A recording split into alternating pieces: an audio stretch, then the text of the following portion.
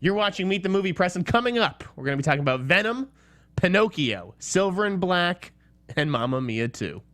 Welcome to Popcorn Talk, featuring movie discussion, news, and interviews. Popcorn Talk. We talk movies. And now, here's Popcorn Talk's Meet the Movie Press. Good morning, Simon. Good morning, Jeff. Tippity tap tap, tippity tap. How are you, buddy? I'm good, man. How are you? Wonderful. Can I just, first of all, say thank you to your parents for Oh dinner my God, guys, we had the most amazing dinner on Sunday night. We brought Simon to Mexican food. Yeah. Where my parents disclosed the shocking revelation that they had never dined with a person with a British accent before. And also, you disgusted your mother with a handjob reference. I don't think that she was disgusted. I think she's heard way worse than that. She gave you the full Jeffrey. Oh yeah, you got the Jeffrey for that one. I did get the full name. Yeah, you know, no that's one when I'm in breaks out the trouble. Jeffrey unless that happens. And she calls me that because my name is Jeff Sneider. It is. I am the editor-in-chief of the tracking board, tracking-board.com. Where can we find you, Jeffrey? Twitter and Instagram at the InSnyder. Mm-hmm. My name is Simon Thompson. You can find me on Twitter and Instagram at ShowbizSimon. And also I have a Facebook page. This is Simon Thompson. You know what? I'm going to be honest. I've never even been on that Facebook page. You have never. I know. You haven't even liked it. You haven't. I'll like it after the show. I've been waiting for months now just to get Jeffrey to give me a like. No. So. Seen Kevin Hart without me this week? Have you? No. Okay, no. just checking. Just checking. We canceled that, actually. Okay. We were rescheduling. Okay, this has been a big week. It's like honestly, we kind of say that every week. Yeah.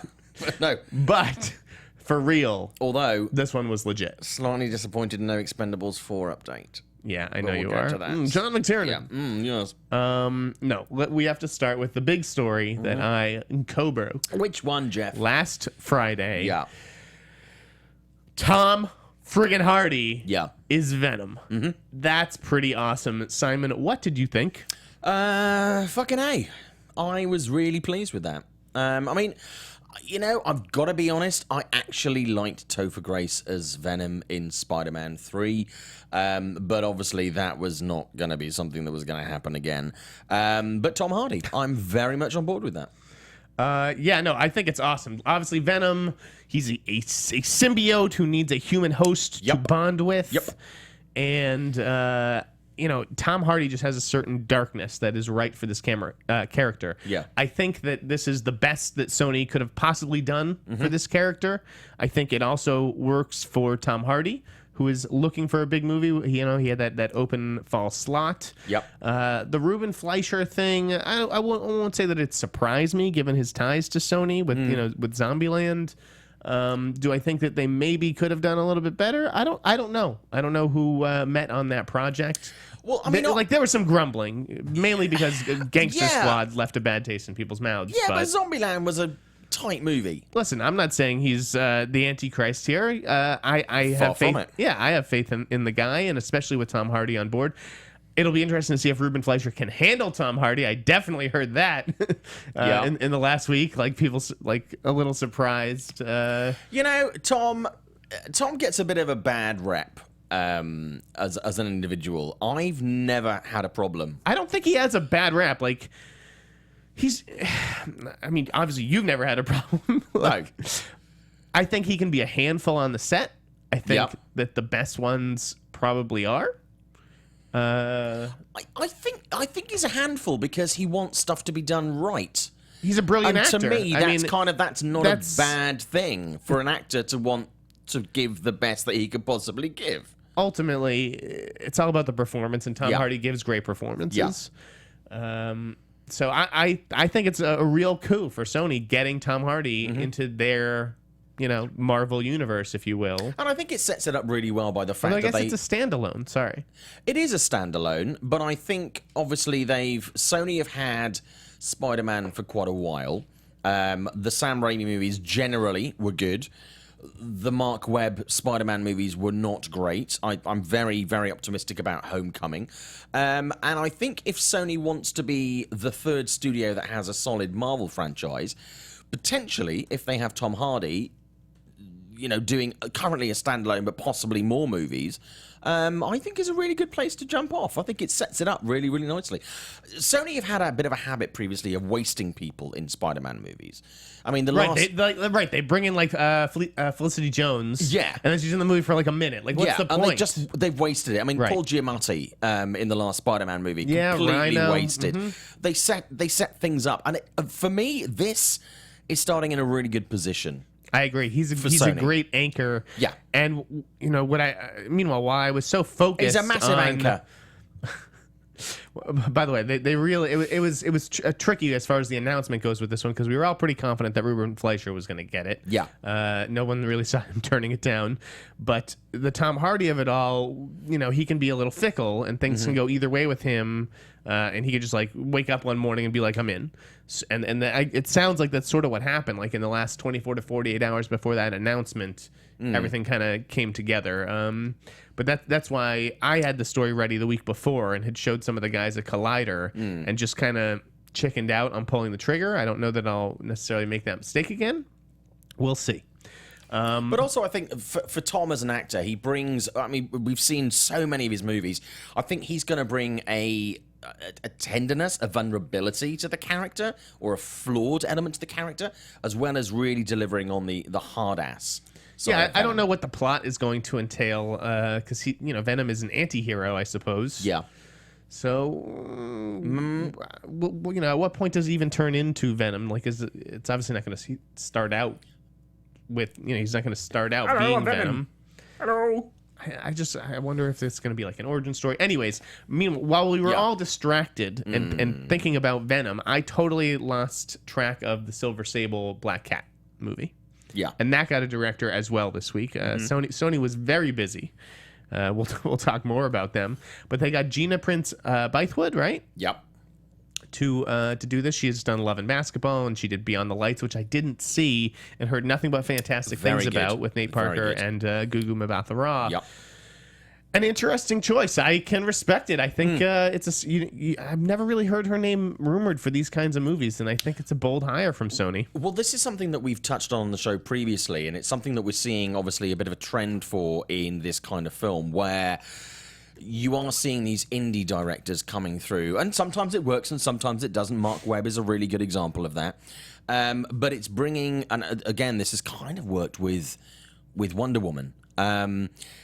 This B or C level director coming through and bringing something completely different or something fresh to a series that we know, and I think it's great. I think it's really good, and also I think it's a really good play by Marvel and Disney to do this, by the fact that it's like Ant-Man and like Doctor Strange is a character that most people perhaps won't be familiar with, to bring in a director that people aren't familiar with, which gives them a scope that I think perhaps wouldn't be available if it was a known household name director, I would say.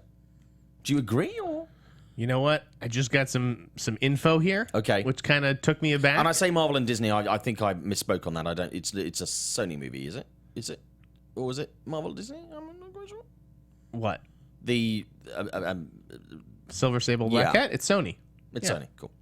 Sorry, I got when the words came out of my mouth, I was like, it's not a Disney Marvel movie. Yeah, so. I got a lot of info here. This is some crazy shit. Okay. That would blow some minds. It would blow some minds, people, but I'm in the middle of hosting a podcast. Goldblum, Mrs. Doubtfire remake? I wish that was true. That's not a shit idea. That just fell out of my mouth. Look at that. Okay. Boom. Let's talk about Top Gun. Okay.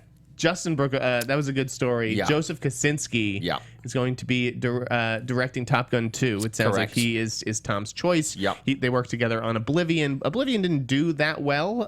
Not a bad movie, though. No, I actually enjoyed Oblivion. I thought visually and aurally it was very impressive. And also Tron sequel. Yeah, he did Tron. I didn't really care for Tron, but it looked cool, and again, it sounded cool. Like he has a flair for visuals and a nice ear for soundtracks. Yeah, I don't think either movie quite put it together, but obviously Tom, trusts this guy, and he's going to be the 7th director to work with Cruise a second time. Yeah, I did some research yesterday. Look at you, Mr. Maths, or whatever day it broke. Yeah. Yeah, it started out with like Tony Scott doing Days of Thunder and Top Gun, obviously, and yeah, there's been a whole bunch of others. So, do I like this? Yeah, I guess I could see it. Joseph Kosinski. I don't know. I don't really care that much about Top Gun. I didn't love the original. It's a little campy. This movie, it's going to pit Maverick against some drones. Campy. A little campy. Mm-hmm. A little campy. Do you want to elaborate? It's pretty camp on the camp scale. It's a 9, I think. Yeah, it is certainly of its time, and so I guess a modern update could be cool. I love that David Ellison is producing this. You know, anything with a pilot in it, Skydance is in. Well, I spoke to Jerry Bruckheimer about this literally like a week ago. I just got off the phone with Jerry Bruckheimer this morning. We were having crumpets. Hey, Jerry Booby. And it was at the Pirates premiere. And I asked about Top Gun 2, and I could tell that something was brewing because Jerry has been asked about Top Gun 2 for many years, as has Tom. I mean, I've interviewed him several times over the years. Every single time I've spoken to him, one of the questions has been Top Gun 2, and it's like, it's coming. And I could tell from this conversation that something was actually happening for the first time in probably 4 or 5 years. Well, yeah, I mean, obviously Tom came out and did that interview with like some no-name site or whatever, and it was a TV show in Australia, Sunrise. Yeah, and they G'day, mate. He was like, it's happening. It's definitely going to happen this year or early next year. I had known that they were, you know, in the process of meeting with directors. Yeah, but Kroll, one step ahead, as always. As always. I mean, do I want the film? Really, no. And I'm a Tom Cruise fan. Top Gun is great on its own.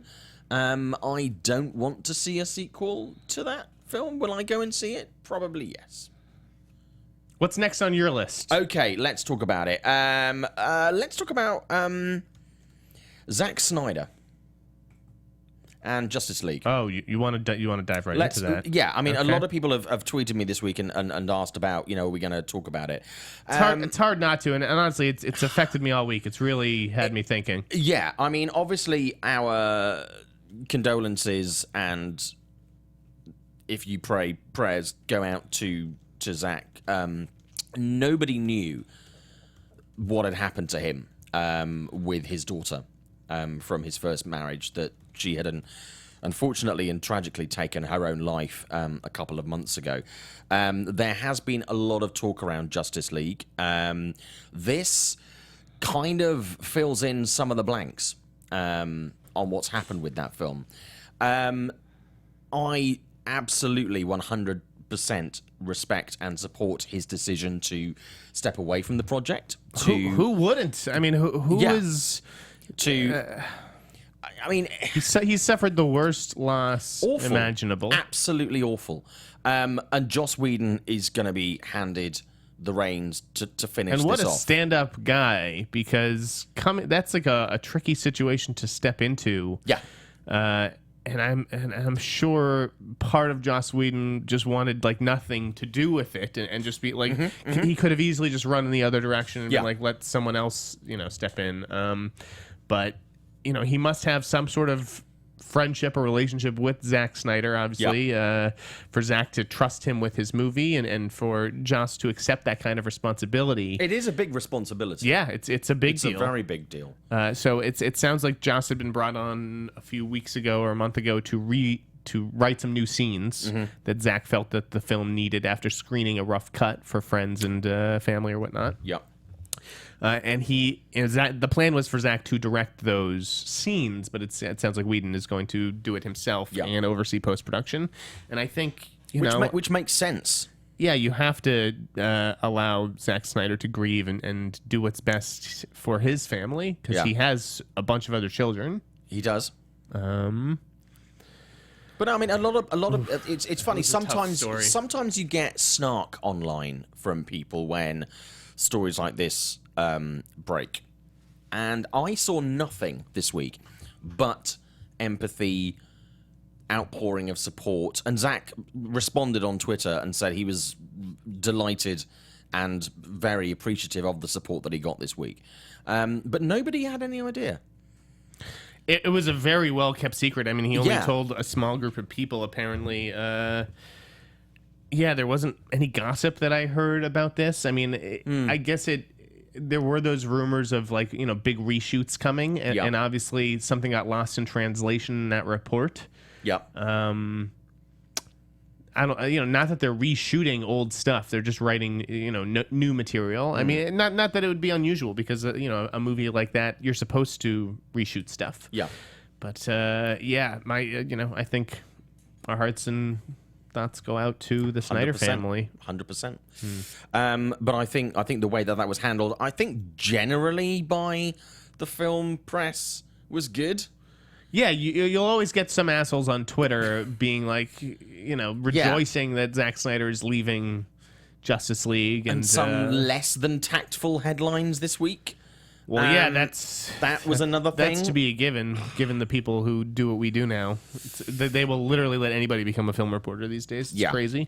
They will. But the way that Warner Brothers handled this by giving an interview to the Hollywood Reporter, to Boris Kitt, who handled it with such sensitivity, I just thought it was a very nice package. Well handled. And while we're on that, I mean, I say downer. It's a serious topic. Obviously, in the UK, there was an incident in Manchester this week, which has elevated the terror threat in the UK. So it's now on high alert. And as a result of the explosion in Manchester earlier this week, there have been a couple of events that have been cancelled. Two major premieres, Wonder Woman and The Mummy, have both been cancelled in London. Yeah, no real surprise. No, it's happened before. You can't send talent and executives over there with what is going on. Obviously, the city seems to be secure, and they the cops and law enforcement acted very quickly to make some arrests, which is great. But I completely understand why you don't want to be seen celebrating in the middle of London, given what happened this week. Well, people asked me, a couple of people, interacted on Twitter this week, and they were like, why are they doing this? It's not like there's going to be a problem. And I'm kind of like, well, you have to bear a number of factors in mind when you've got a huge event like this. I mean, obviously there's usually a huge security presence at a premiere, especially when it's in, say, Leicester Square in London, which is a huge tourist area. But you've also got to think there's the cost and there's the last-minute arrangement of heightening security. You've got to think talent aren't going to want to travel to somewhere that is going to be potentially a hotspot. So there are lots of factors, but I think I think it's the right thing to do. There are many people this week who've carried on with their music tours and events and stuff like that, and I commend them. And Orange is the New Black have actually just today announced that they're going to not do their premiere for the new season at the Curzon in Soho in London. It's totally understandable, and fans generally seem to be understanding of it. Do I think there'd be a problem? Probably not. Realistically. Yeah, but you can't take the risk. But you can't take the risk. So I think it's the wise thing to do. And rounding out our sad news portion of the show, Roger Moore passed this week. I'll be honest, I don't think I saw any of the Bond movies with Roger Moore. Really? I think if Roger Moore walked into the studio right now, I probably wouldn't recognize him. But I know he was near and dear to your British heart, Simon. He was. I mean, I had the absolute honour of interviewing him a number of times over the years. And he was someone that I grew up with as an actor. He was the Bond for my generation. He also, I wouldn't say he influenced me, but his Bond had along with things like the Carry On movies and stuff like that, had a massive impact on my sense of humour and kind of formulating socially who I am. A little bit cheeky, a little bit risque. He was a genuinely lovely guy. So funny. So unbelievably funny and cheeky. And I loved him as Bond. I loved some of the films that he, did outside of Bond, like, Wild Geese, Cannonball Run, even, and it's a shit film, Boat Trip, where he played a flamboyant homosexual on a cruise, and he embraced that, and he nailed that as much as he did a horny straight guy as a horny gay guy. If you haven't seen it, terrible film, Roger Moore is amazing. And also, let's not forget Spice World, where he played the chief. Interesting. But yeah, I mean, he did so much over the years. I mean, obviously Maverick and The Saint and stuff like that. Yeah, you know, the Persuaders. Just so good as an actor and a genuinely nice guy, and did a lot of work for UNICEF as well. So I was personally very upset by his passing this week. I'm sorry for your loss. Well, I did feel slightly guilty because I was walking around my neighborhood and I saw a sign for a security firm, More Security. And like 2 days before, I was like, I wonder how Roger Moore's doing. And then he died. It's because you thought it. This is very like lullaby, Death Note situation. I did think, is it like Death Note, where it's like you think about someone and then they die? So Yeah, I was shit, like, don't think about me. No, this is ridiculous. But Roger Moore, I mean, great guy. I'll never forget, I did an interview with him one time, and I asked him about what he was most proud about in his career. And the thing he was most proud about was the fact that he could make a brilliant wanking noise by using his... We don't need to hear you do that. And it was just, and it's something I couldn't use on radio in the UK. But everybody was like, "Oh my God, you're James Bond, and you're making a wanking noise with your mouth." It was genius. So Roger Moore, R.I.P. Little insight there. I'm sure that's what Roger would want to be remembered for. Is a wanking noise. Why don't you talk about your Terminator thing? Get that out of the way. You love this story when I mentioned this morning. Apparently, Arnold Schwarzenegger is definitely going to do a new Terminator movie. James Cameron is going to be producing it. Do we need another Terminator movie? No. Do I want to see Arnie being the Terminator again? No. Should I rewatch Terminator 2 again? Yes. It'll probably happen. I don't... Arnie, I love you. I love the Terminator. I don't think it will happen. I don't think it will happen. They need to completely move on fresh. Well, isn't James Cameron making Terminators until fundamentally he the is the reason they have to time? keep doing this. I mean... Avatar movie, sorry. Yeah. Yeah, that's his thing. I mean, that was Arnie at Cannes, but... Yeah. Do you know what? But like, what is he supposed to say? What is he supposed to say? I'll be back. When he's cornered by the international press. Yeah. That's what people don't understand with half these quotes that celebrities give. Like, they're not gonna be like, nope, no sequel, it wasn't successful. Yeah. Like, so we're holding out hope. We've been talking. There's a new draft coming. There's negotiations. We're working on the script. Yeah, it's like, yeah. Oh, I had a great idea for a script this week, but I'm not going to tell you on the air. By the way, I did love your dad's idea for a film. What? Spirit. My dad has been wanting to make a movie about Ronnie, California. Yeah. Yeah, for years. If you know who that is, DM me. Your parents are rock stars, by the way. I absolutely love them. Yes, that's how I got, my rock star charm here. That's right, Jeffrey. James Wan coming on to produce a Resident Evil reboot. Yeah. Which is what the world needs right now, honestly. I mean, when you think about it. Yeah. No. I've never seen a Resident Evil movie. Really? They could have Chris Nolan directing them. I would never see a Resident Evil movie. I don't care. It's a much maligned franchise. That I'm going to watch the last one. Yeah, it is. I'm going to watch the last one today because I've got a bit of downtime. I have love for certain films in the Resident Evil series. Which ones are the standouts? Where should I start? Well, the Citizen Kanes of the Resident Evil series, 1 and 3. Good movies. Good movies. Good movies. They get good fun movies. A thumb up from Simon. Yeah, they're good. I mean, the second one I wasn't a big fan of. That was kind of like, yeah. And then after 3, I kind of lost interest, but I still watched them. But yeah, they're good fun. Yeah, I like James Wan. I respect what they're doing up there. He's a safe pair of hands. I cannot say that I am excited about it's a money spinner for Sony, though. It's a money spinner. Yep, guess so. And it's also one of the few game-to-movie franchises that haven't entirely sucked. They didn't use that on the poster. Amazingly. But it's true. It's true. I don't see Doom 2 happening anytime soon. Speaking of things that are coming back from the dead. Hello. Mamma Mia. Here we go again. Would it surprise you that I actually liked Mamma Mia?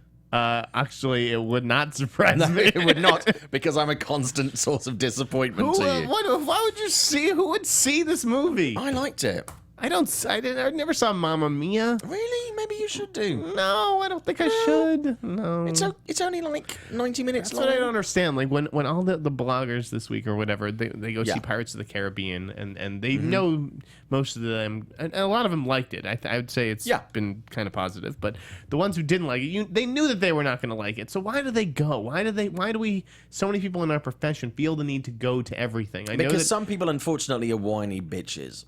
It has nothing to do with that. I mean, it's like, I get that critics need to see all the major releases because they're writing reviews, but like, if you're not writing a review, why even? Well, I don't know. Why bother? Well, I think I mean, sometimes I go and see movies that I'm not writing a review for. I mean, I write to be honest with you, quite few reviews, unless I'm commissioned, because I think critics are fundamentally redundant in this day and age. People don't listen to us.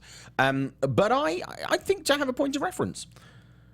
But like, if you got an invite to a movie that you didn't want to see, would you go because you got the invite? If it was a big movie, probably, yeah. See, that's weird to me. It's yes. But then, but people will ask you, like, what did you think of blah, blah, blah, blah, and then you should have an opinion.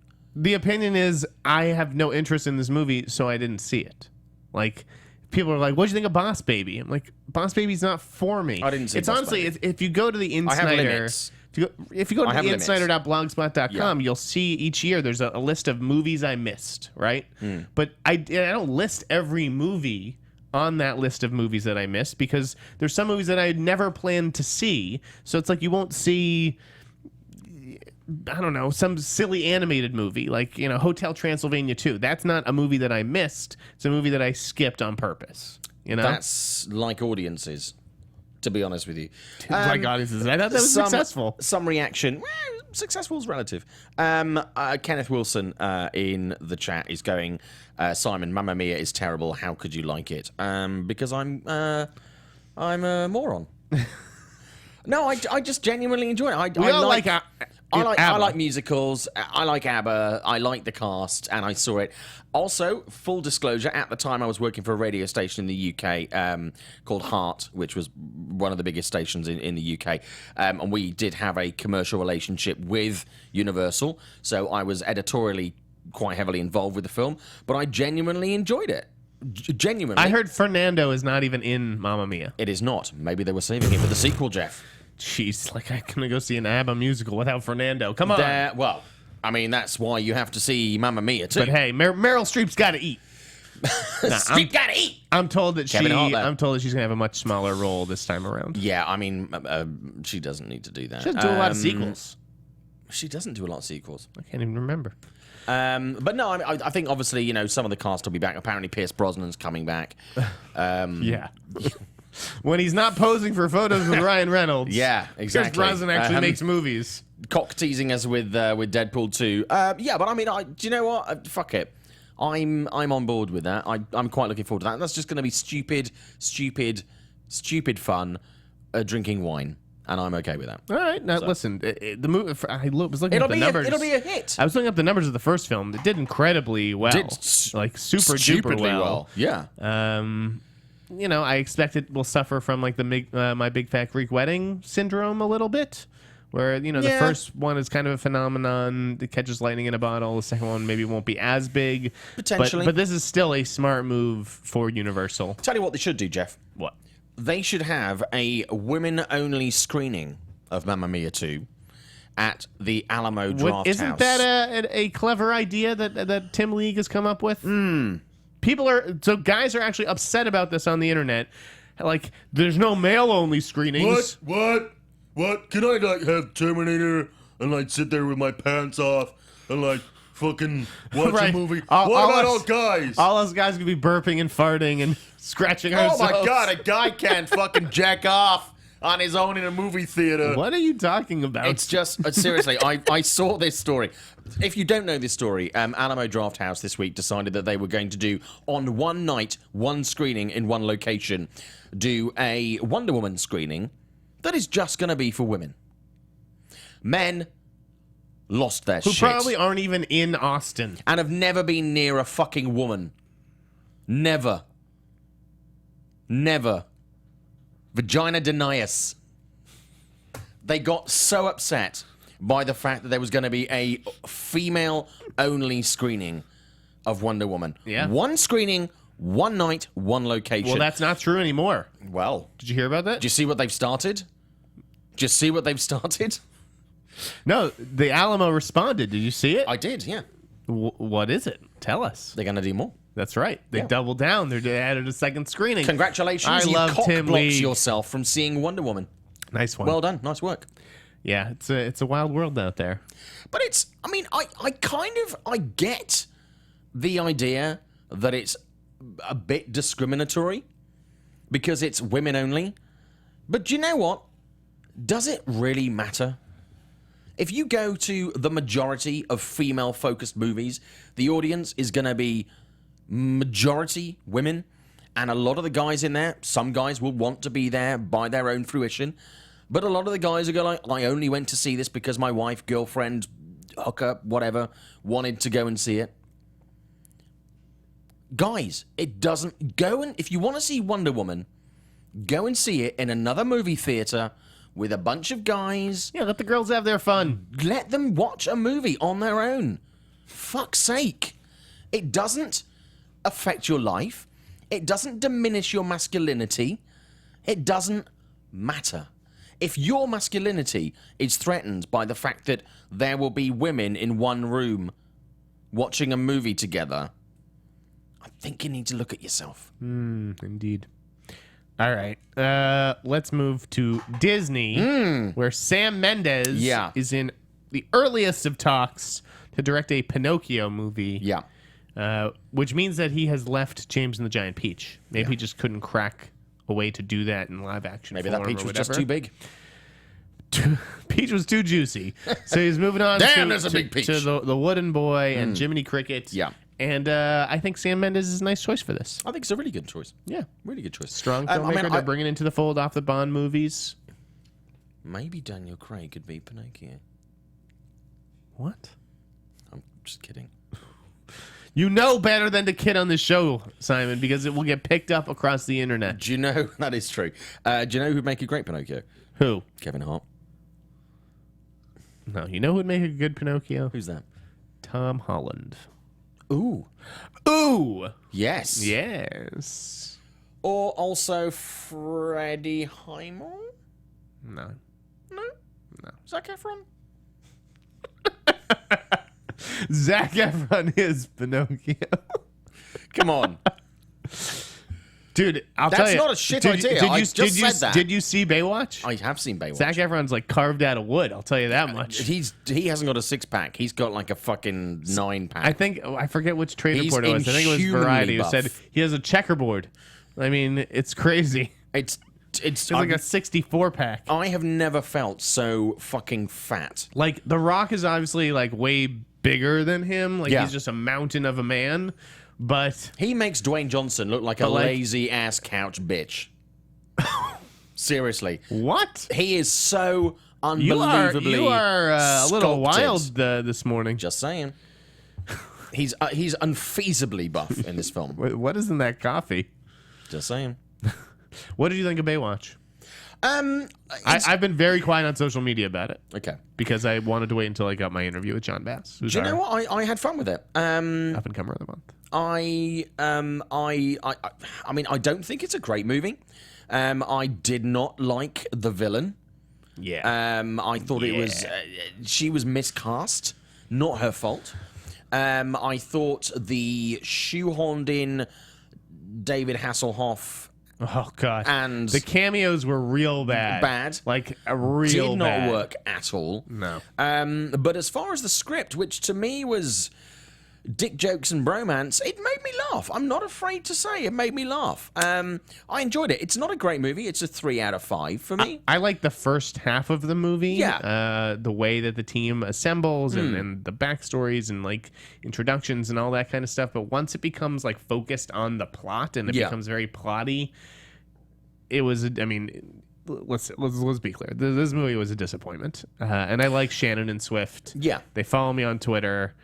I did not want to See, take I to tweet Twitter. them, but they don't follow me, so they need to kind of. I didn't want to like go on Twitter and talk shit about them. By the way, the cast in this is really good. Yeah. Like Dwayne and Really Zach good. are excellent. Yeah. Kelly Rohrbach actually impressed me. Obviously John Bass. So it's a fun group of people to watch. I was entertained the whole time, but when I left, it was like that was no Jump Street. It That's was what I not said. Jump Street. Yeah, Jump Street was definitely more successful. I am open to seeing a sequel because I think they've laid the groundwork with the characters. I don't think it'll happen. Yeah, I don't think it'll I'd happen. be very surprised. The numbers are very low. Yeah. Very low. I mean, we'll get to box office stuff later, but yeah, I mean, I think we should jump into it right now. Okay, cool. but- So yeah, I mean, I enjoyed. I had fun with it. The problem that, again, I forget which critic said this, is that they didn't commit. It's like if you're going to do an R-rated, and you know what? It was David Poland. If you're going to do an R-rated Baywatch, go all the way with it. There was no crazy sex in this movie, no drugs, True. no real, crazy violence. It was just a lot of like safe-ish, just above PG-13 dick jokes. It should have been like harder. And a couple of fucks. Yeah, plenty of fucks. But okay, so how did it do last night? Okay, so It previews. opened on Thursday. It opened. Well, they were some previews on Wednesday. So Right, so this is Wednesday night, like at 7, it opened. So this is going to factor that in. I think it's like 1 million it took on Wednesday. 4.5 million in previews so far, whereas Pirates is 5.5 million. We're looking at somewhere between 32 million and 40 million domestic opening weekend, which is okay. It's below, I think, what Paramount were hoping for. Dude, it has to be. I went on Twitter a few weeks ago and was like, I'm shocked that it's only tracking at 37. I think it could be closer to 50 or 60. Yeah. The reviews tanked this, and I really did. I had heard that some it was... of them were unfairly harsh, I think, to be honest The Rock with you. said that he's been tweeting up this morning Yeah. saying that the critics had their knives out. I don't know about I that. don't- I really wanted this movie to succeed. I would have loved a Baywatch franchise. I don't know if we're going to get one anymore. The latest box office report I read on the way over was that the movie could struggle to hit 30. That would be a disappointment. Yeah. That would be a This number disappointment. has to have a 3 in front of it, given just the marketing budget. They went all out for this, and I thought that they ran a really good campaign. Yeah. So I'm a little surprised. And then it's going up against Pirates, which is looking at Thursday. It took 5.5 million in previews, which is fine. It's not amazing, but that's looking at a possible 80 million. Yeah, Pirates isn't a preview kind of movie because it's for kids, so kids aren't going to 8 so they're o'clock going to go and watch showings it. necessarily. And obviously, it's here in the US and in the UK, it's a bank holiday. Here, it's a holiday weekend, 3 days. So those figures are going to be, up a little bit. Yeah, I think it's going to hit. What'd you say? 80? Yeah. Yeah, that sounds about right to Have me. you seen Pirates? No, I'm done with that franchise. Okay, I was done with it. I went to see this. I was doing the premiere. It got last you week. back? Yeah, it has actually. I mean, ever since the first film, I've not been a fan of the Pirates franchise at all. I like the first film either. They were overlong. They were dry. Biggest I did not travesty like in them. Oscar history was that Johnny Depp was nominated for that movie. That's a crazy thing that Fair point. happened. But Suicide Squad was nominated for an Oscar too and won. We're talking about best makeup versus best actor. Yeah, he should not have got a Best Actor. It's fucking wild. But yeah, I mean, it's the best one since the first one. Is it overlong? Yes, it is. Is it enjoyable? Yes, it is. Would I watch another one? Do you know what? Off the back of this one, more so than the last one. Oh yeah, I would. I would be open to that. It sounds like if you're gonna see this one, you'll leave wanting to see the next one. Yeah, I mean, there's an audience that I know who will go and see this regardless of whether it's good or not. As far as a film, it entertained me more than I thought it would. I thought the casting was better than the previous movie. I liked the story. Again, like I said, I think it was about 40 minutes too long. They could This have, movie? Yeah, they could have cut it I way thought down. it was like 210. Yeah, You wanted an hour and a half long Pirates of the Caribbean movie? that would have been fucking great for me. To be Let me honest ask with you, so am I an asshole for not wanting to see this movie? Like, if I No. know that I'm not going to like it, why bother going to see it? To Like, challenge your preconception. I do. I mean, but let me ask you this: how much good challenge my preconception? Hasn't the studio sort of proven now that that these movies aren't that good? Like how much goodwill does a franchise deserve? That's sort of the question that I'm trying to get at. You're talking to the guy that's seen all the Resident Evil movies. That's true. Oh, God. We'll move on. But sometimes I think you have to...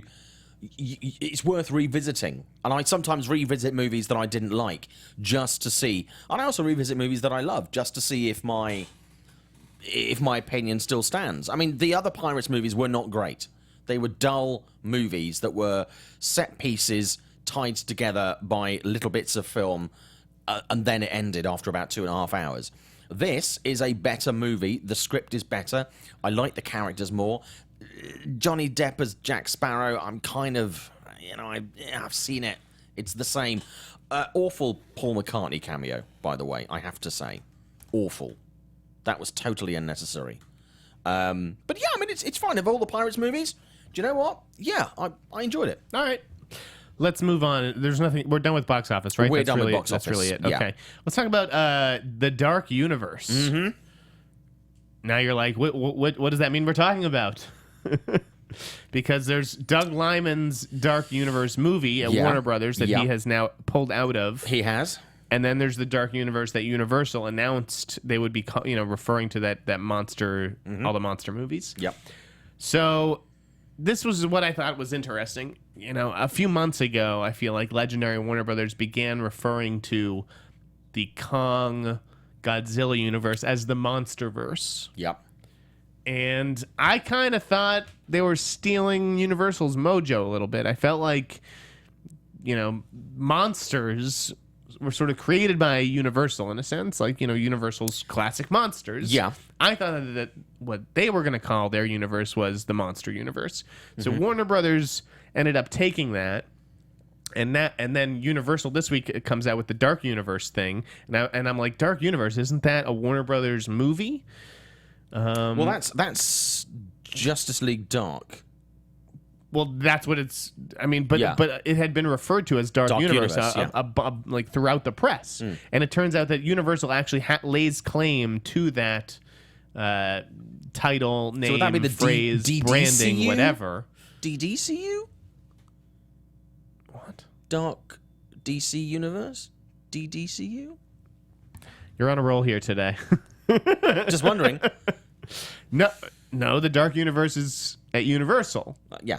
So yeah, but when they were talking about the Dark Universe at Warner Brothers, it's for DC. That would be DDCU, I guess. So, anyways, whatever that Doug Liman movie is, it's not going to be called Dark Universe. It is not. I doubt that they will call it Justice League Dark 2 because that's confusing branding. Too dark, too furious.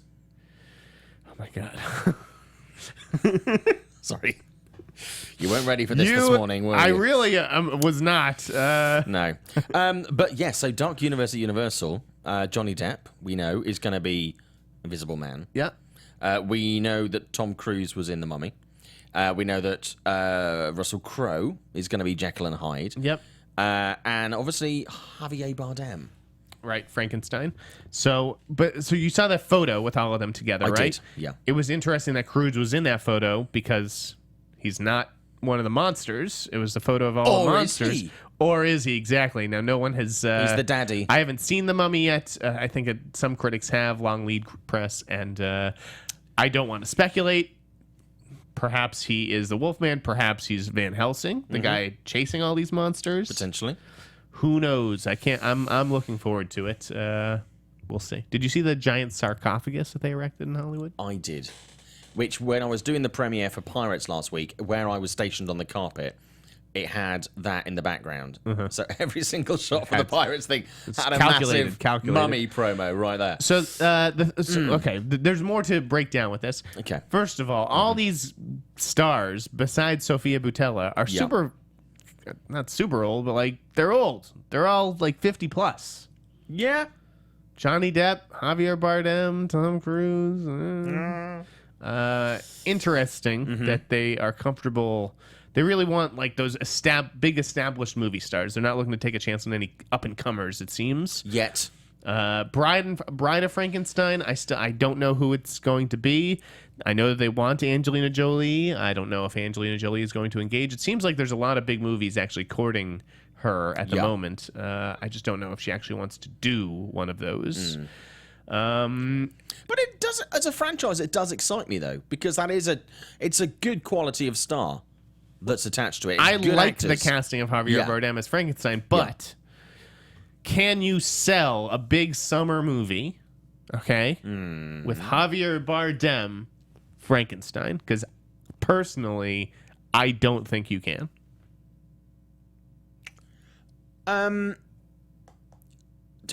It's interesting. It's one of those. I think it's one of those franchises where, I mean, let's look at it this way. Let's look at Star Wars: Force Awakens. You can't.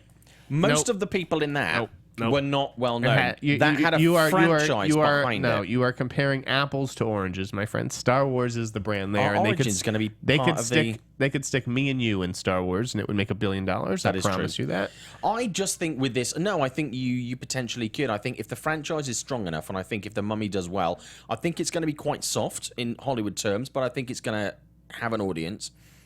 They're in a better position to do that now with the likes of Javier Bardem than Luke Evans in Dracula Untold.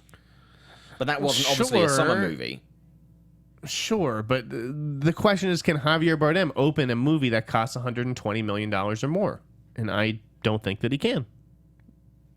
So it'll be very interesting to see whether Tom Cruise pops up in all of these movies or like what the deal is. I think we. I want this to work as a horror fan. I want this universe to see success. And I think it's great that we're getting these big, expensive monster movies, horror movies that cost $100 million and more. Yeah. I mean, that's pretty rare, but it is a gamble. But as a Frankenstein, I mean, Javier Bardem is a really good choice. It's great casting. It's a great for Frankenstein. Casting. Yeah. It's just a matter of how much does a Frankenstein movie cost? And I think some of these questions are going to be answered in The Mummy. I think we're going to see more than Russell Crowe. I think we're going to, get teasers, whether it's post-credit or whether it's in the film. I think we are, and I think if you put those little tasters out there and you sow the seeds in the other films, I think that will set it up where Javier Bardem can be. But, I mean, let's be honest. I think a lot of people are going to go and see these movies not necessarily because of the cast, but because they want to see the film. Casting matters. It does. Yes, casting matters. And then on the other half of the equation with Dark Universe, with Doug Liman pulling out, so he's going to go do Chaos Walking with Daisy Ridley and Tom Holland over at Lionsgate, a big YA book there, that Zemeckis was going to direct. And now it's looked like Doug Liman taking over for Zemeckis on Chaos Walking. Zemeckis seems like he's going to be entering the DCEU and doing The Flash. Yeah. The guys who have been rumored to replace Doug Liman for Dark Universe, I know Boris threw out Andy Muschietti. I don't know if it's Muschietti or Muschietti, but he's the director of It and would certainly make a lot of sense for the movie formerly known as Dark Universe or Justice League Dark. The only other name that I had heard, I'll add a name to the mix, was Damien Zifron. Okay. Who did Wild Tales, which was amazing. That was my top three. Whatever year that movie came out, it was top three. 2 years ago, 2015? That's what I think. It was tremendous. If you haven't seen Wild Tales, yes, it's foreign language, but absolutely track it down. It's like a fucking Tarantino movie. It's great. So those are two pretty interesting choices. I imagine that they would go with Andy, given that they are, already worked with him on It. Yeah. But we'll see. Going back to The Mummy, a couple of interesting things in the chat. Matt Grand says, if Mummy opens to 30 million, isn't the Dark Universe dead on arrival anyway? Yes. Yes, but I think also they've obviously set the table out, so I think they will carry on with it. It's not a universe they'll shelve, but I think it'll adjust their priorities and investment as a studio. Sky Patterson is saying maybe Alexander Skarsgård, Dan Stevens, or Kevin Spacey to play Dr. Victor Frankenstein. Who were the choices again? Spacey, Alexander Skarsgård, Dan Stevens, or Kevin Spacey. Who comes up with this stuff? Sky does in the chat. Sky, let me ask you, Sky, a serious question. In what universe, in what world, do Alexander Skarsgård and Kevin Spacey play, go out for the same roles or fit the same type? Dark Universe. And also, Zeno Hour says he would be down with a Star Wars movie starring you and me. Yeah, so would my mom. Yeah. Charlie's Angels fan of the coming roaring back to life. Yeah, Elizabeth Banks, as we know, is going to direct It that. got the Narcos guys to rewrite the script. Yeah. Which I imagine they're going to be beefing up some action sequences, probably. And I'm told that there's going to be a Black Angel, which there was not in the most recent films. No, there was Drew an Asian. Barrymore. Yeah, Asian, Lucy but Liu, not Drew black. Barrymore. Cameron Diaz, I feel like, they're doing some course correction. I think it's great. Got to have a Black Angel, and I heard that Janelle Monáe is at the top of the list. Sweet.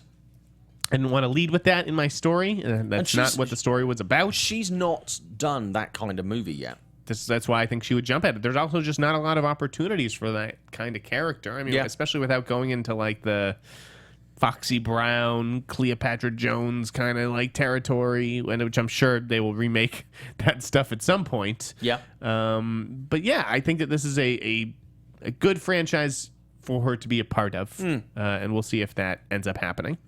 Other things that have been happening, John Wick 3, which I spoke about earlier in the year, is going to start shooting this year, which is great. Fingers crossed that Samuel L. Jackson will, as my conversation with him went, be in it. Got to get him in there. Got to get him in there. I think that would be really, really good. And also, file this under films that are not going to happen, but I kind of hope that they would do. Mel Brooks has been talking this week again about Spaceballs 2. Apparently, he's been having conversations with MGM about it. It's been a long time since the first Spaceballs movie. I think with the resurgence of Star Wars, obviously the 40th anniversary this week, I think now with the new movies, there is room for a Spaceballs 2 movie, and I think that spoof movie thing has been rested and is potentially open to coming back as a genre. What? The spoof movies of stuff. It's okay. Like the Scary Movie 973 kind of things. Yeah. It's kind of dipped off and they've gone straight to DVD. I think now we could do with apart from the terrible Wayans movie, 50 Shades of Grey, that came out last year. Terrible movie. I think this could potentially be a good time to bring it back, but I don't realistically think it's going to happen. I'll be honest. I've heard that that's a legit story. Really? I've heard that they are looking for writers. It's an open writing assignment. Interesting. Spaceballs, remake, reboot, reimagining, re-whatever. Interesting. Do you think many of the original cast would come back? No. Obviously, Joan Rivers won't be back. No, you're not. I mean, no. It would be completely new. It would be fresh. Yeah. It'd be good if it brought Rick Moranis out of retirement. No, it's not going to. Boss Baby 2. That's getting a sequel. 2021. Kind of, so Universal now owns DreamWorks Animation. Fox released Boss Baby though, right? It was that was still under the Fox deal, I believe. Correct. Yeah. So it's kind of interesting. The Fox, that marketing department did all the hard work in establishing this original idea in the marketplace, and now Universal kind of gets to reap the rewards because Boss Baby did really well, much better than anybody was expecting. Yeah. There's also news today that there's going to be another Boo Madea movie. Thank you, Tyler Perry. Tyler Perry does a lot of really good work socially. Invests a lot of money, gives a lot of money to charity. I do not like the Madea movies. Yeah, I mean, what am I running? Stop. Am I running a charity here? No, I'm not paying to see one of those. Conrad Vernon going to be co-directing the Jetsons movie or directing the movie. He's the co-director of Sausage Party, so they got a cool animation veteran in there, which I loved. Yeah, Sausage Party was the shit. So cool hire from the Jetsons, and I imagine that's live action, right? Here's a little mini scoop. I think that you're going to be seeing a new hire on Scooby-Doo. Scoop. I don't think it will be Dax Shepard directing that movie after Chips. So, no. Yeah, they may be bringing in a more experienced animation vet for that. What and it's going to else? be animated. Scooby-Doo. I forget. I think Is Jetsons going to be live action? I think it. Huh? Jetsons going to be? You mentioned Jetsons. No, that's from Warner Animation Group. Oh, okay, I think fine. that Scooby-Doo is also Warner Animation Group. I forget. Interesting. There's some big TV news. Netflix canceled The Get Down. That rocked my Twitter feed this week, holy shit, people really like the Get Down, I guess. I could not really get through more than 2 episodes. Interesting. And it was also super expensive. So, yeah, can't really blame Netflix for pulling the plug on that one. It is, I believe, the first Netflix original series that got canceled after just 1 season. TJ Miller leaving Silicon Valley. This one they put a nice little bow on with the whole TJ and the producers have amicably decided to part ways before next season. I think that you'll be hearing a lot more about that situation and that story. I think that there is definitely a story there, and we'll see if anyone sort of has the gumption to follow up on it and drop that one. I was wondering when I saw that news yesterday whether or not they have taken his character out to potentially come back in the future. I don't think you're going to see that. Okay. Based on what I've heard about that situation. When the news first broke yesterday, I sort of attributed to like he's sort of outgrown the show and he's got a busy movie career and he just like can't fit it into a schedule and like will they please let him go? I think that there were some antics that maybe the Silicon Valley people didn't want to put up with anymore. Okay. And so it was just decided that they both go their separate ways. But we'll see if more comes out about that situation. I know I need to make some more calls. But yeah, that's sort of the scuttlebutt, the speculation. There is there's so many rumors that I want to drop. Okay. But I think I'm going to behave. Drop them like they're hot. Yeah, as Snoop would say. I think I'm going to behave this time around. Okay. If you parse through today's show, I think you'll get enough bits and bobs to justify our presence. All right. What else have we got this week? I've got a busy weekend. I'm doing military training tomorrow. I'm going up to Fort Irwin. Yeah, I'm going on a helicopter. I'm on a helicopter at 0700 tomorrow morning. Is that for shits and giggles? Or? Yeah. So the Army opens up this program apparently 4 days a year to Hollywood. And they have, screenwriters who are, writing military movies or actors who are researching a part or whatever. And I don't know who's going to be on my chopper tomorrow. It's kind of exciting. We'll see. And hopefully I survive. They're like, can you run short distances? Can you carry 20 to 30 pounds? Like, no. I'm going to be sore. I can barely run a fucking bath, to be honest with you, without getting winded. And I'm seeing Modest Mouse this weekend, and it's going to be a fun weekend. Nice. Any plans for you, Simon? For the long weekend, I'm going to Universal Studios tomorrow with friends and my non-birth nephews. We're going to hang out there, which is going to be quite nice. It's going to be busy as fuck, but it's going to be good fun. Okay. And then I'm going to be chilling on Sunday and Monday. I'm going to catch up on some TV and some movies. I might go and see Alien Covenant today. Ah, well, enjoy. A little bit of downtime because there's no point emailing anyone today because everybody's kind of finished for the holidays as of last night. So. All right, well then I guess we should wrap up this show. Cool. Guys, you've been watching Meet the Movie Press on the Popcorn Talk Network. Make sure to rate, comment, and subscribe. And tell your friends. Spread the word. Yes. We get a lot of positive feedback to both of us. But tell other people that you like us. Sure. Simon, where can the good folks find you? You can find me on Twitter and Instagram at ShowbizSimon, and you can find me on Facebook. This is Simon Thompson. And I'm at the Sneider on Twitter and Instagram. Follow my work at the Tracking Board, tracking-board.com. And have a great Memorial Day weekend, everybody. From producers Maria Menounos, Kevin Undergaro, Phil Svitek, Christian Harloff, and the entire Popcorn Talk Network, we would like to thank you for tuning in. For questions or comments, be sure to visit popcorntalk.com. I'm Sir Richard Wentworth, and this has been a presentation of the Popcorn Talk Network. The views expressed herein are those of the host only and do not necessarily reflect the views of its owners or principals.